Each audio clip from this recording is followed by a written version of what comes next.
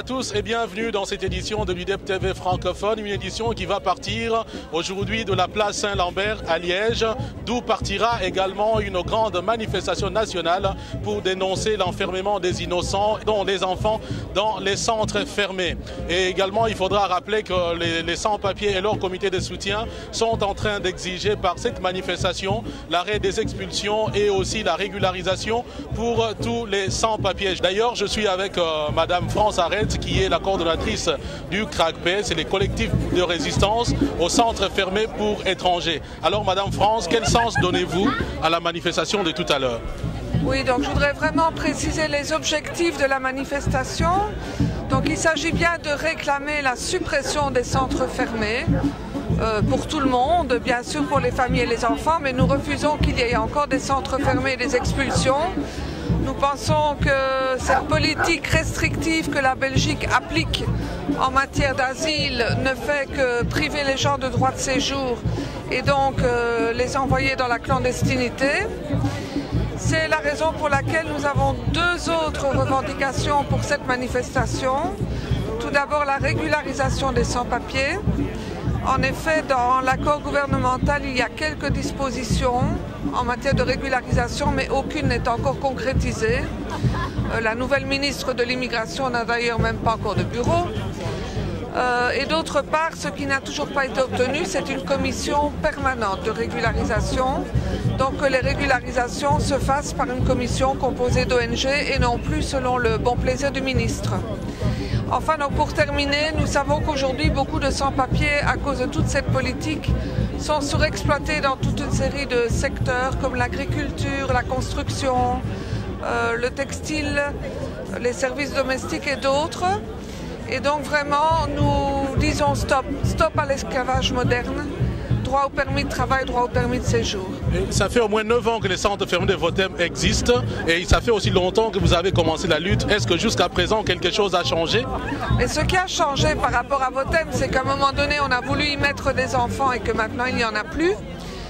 Maintenant, ceci dit, il y en a toujours dans d'autres centres, au 127 bis et à Merckx-Place. Ce qui change aussi, c'est que par le fait que nous avons vraiment une mobilisation permanente, pas seulement lors des manifestations annuelles, mais toutes les semaines, on se manifeste autour de Votem, on est présent. Je pense que c'est aussi une manière d'exercer un certain contrôle sur des lieux qui sont des lieux de non-droit, tels que les centres fermés. Et ce que nous espérons bien, c'est au bout du compte arriver à un moment donné à ce que ces centres fermés disparaissent. Merci Madame Arrête et je vous rappelle que donc la manifestation va partir d'ici jusqu'au centre fermé de Votem. L'un des objectifs de cette manifestation, c'est également la régularisation des sans-papiers. Et il faudra également rappeler que depuis un mois au moins, il existe un accord sur l'immigration. Et justement, l'UDEP Liège, l'ESP et le CRACP ont organisé une conférence à laquelle ont participé la députée écolo Myriel Jerkins et les négociateurs CDH et Chevin du reste à la ville de Liège, Benoît Drèze. Essentiellement, il y a des avancées très importantes en matière de régularisation. D'une part, au niveau de la régularisation dite économique, qui est une vraie nouveauté. Toute personne qui souhaite s'installer comme indépendant pourra faire la demande. Toute personne qui aura une possibilité d'engagement par une entreprise publique ou privée pourra obtenir un droit de séjour, sans restriction sur les domaines d'activité, sans restriction sur la notion de métier en pénurie. Donc je pense que des centaines, des milliers de personnes pourront tenter leur chance en Belgique par cette voie-là, avec aussi un gain pour notre pays parce que c'est l'occasion de redynamiser la vie économique. Donc y gagnent des personnes qui étaient avant sans papier et y gagnent nos entreprises. Une autre avancée importante en matière de régularisation est celle pour les circonstances exceptionnelles. D'une part, il y aura une circulaire, donc un document juridique opposable, une circulaire du gouvernement, sans arbitraire d'un ministre particulier. La régularisation pour procédure anormalement longue est étendue puisque désormais la phase de recours et la phase article 9.3 peuvent être intégrées. Et selon l'Office des étrangers, c'est du jour au lendemain 10 000 personnes qui pourront être régularisées.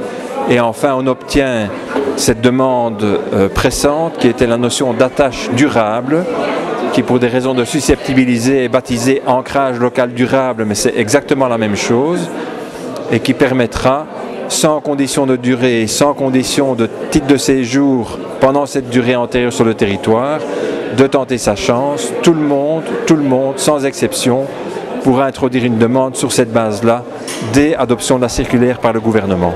Une autre chose qui nous inquiète, c'est le renforcement des conditions pour pouvoir bénéficier du regroupement familial. Et là, on trouve que ça ne va pas d'avoir durci.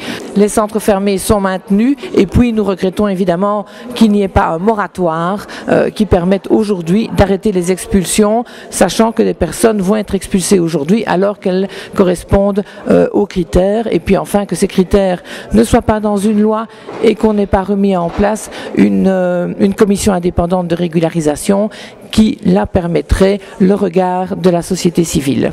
Voilà donc, nous venons de suivre Benoît Drez, Minuel Gerquin, c'est un avocat des sans-papiers. Nous continuons toujours justement et vous êtes en train de regarder, de suivre comme nous autres. La manifestation est en train de continuer. Je suis d'ailleurs avec un représentant des sans-papiers, Anissé Mwamba. Et Anissé, aujourd'hui vous manifestez, quel sens vous donnez à cette manifestation d'aujourd'hui ? Bon, nous sommes les sans-papiers et la majorité de ceux qui sont en centre fermé, sinon la quasi-totalité sont des sans-papiers. Donc aujourd'hui, avec les accords du gouvernement, on pense que ceux qui sont dans les centres fermés peuvent être régularisés. On ne comprend pas pourquoi ils sont toujours en centre fermé. On ne comprend pas pourquoi le gouvernement ne fait pas justement un moratoire pour permettre à la nouvelle ministre de l'Asile et de l'Immigration de pouvoir régulariser ces gens qui sont dans les critères pour être régularisés. Mais justement, ce qu'il faut dire également que les sans-papiers sont exploités. C'est un secret de polichinelle. Les sans-papiers sont en train de travailler en Belgique. Et en France, il y a une grève qui a été lancée justement par les sans-papiers. Est-ce qu'une telle initiative ne peut pas être entreprise en Belgique? Ouais, au niveau de l'UDEP national, en tout cas, on est en train de se préparer pour que ce 10-ci, on puisse faire un sit-in à l'Office des étrangers pendant 3 jours avec femmes et bagages. Aujourd'hui, tout le monde sait que les sans-papiers contribuent à l'économie et contribuent à enrichir ceux qui sont déjà riches. Je pense qu'il est grand temps qu'on puisse mettre fin à cette injustice et qu'on puisse nous rendre notre dignité. Donc, pour dire que nous sommes mobilisés à l'extrême et nous restons mobilisés et nous allons faire des actions qui vont se succéder justement pour pousser, pour mettre la pression à ce que le gouvernement puisse régulariser maintenant. Voilà donc ce qui est dit est dit. Nous continuons la manifestation qui va justement avoir sa chute au niveau du centre fermé de Votem. Eh bien, à tout à l'heure.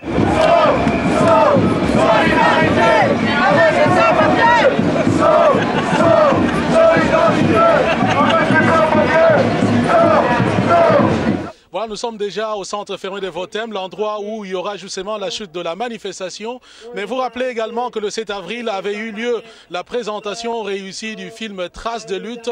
Et Traces de lutte, donc, qui retrace justement la lutte des sans-papiers en Belgique. L'organisation avait été rendue possible grâce au soutien de la FGTB, de la CEC, des femmes prévoyantes socialistes, de Présence Action Culturelle et des autres associations, en tout cas des associations qui soutiennent la lutte des sans-papiers. Voilà, nous sommes là à Votem, le centre fermé est derrière nous. C'est donc ici la chute de la manifestation et l'UDEP TV francophone est là justement pour vous rendre en live toutes les péripéties de cette manif.